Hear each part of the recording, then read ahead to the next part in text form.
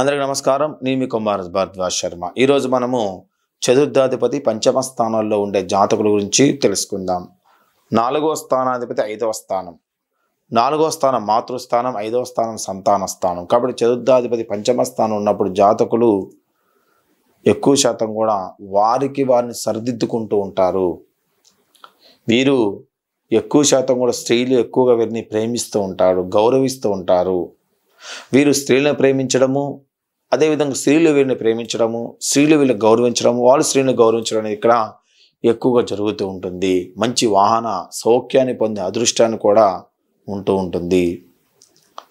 వీరి తల్లిగారు మంచి గౌరవమైనటువంటి కుటుంబానికి చెందిన వారై ఉంటారు.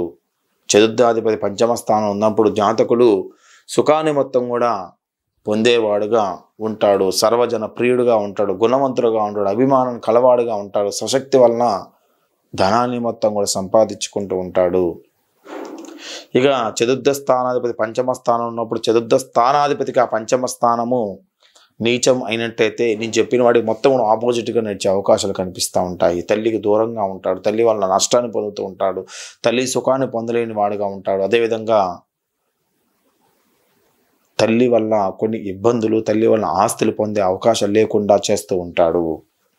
ఇది చతుర్థాధిపతి మనకి పంచమ స్థానంలో ఉన్నప్పుడు జరిగే విషయాలు. మరి చతుర్థ స్థానంలో ఏ గ్రహం కూర్చొని ఏం జరుగుతుంది, చతుర్థ స్థానంలో ఏ రాశి అయితే ఏం జరుగుతుంది విషయాలు మొత్తం కూడా క్షుణ్ణంగా మనం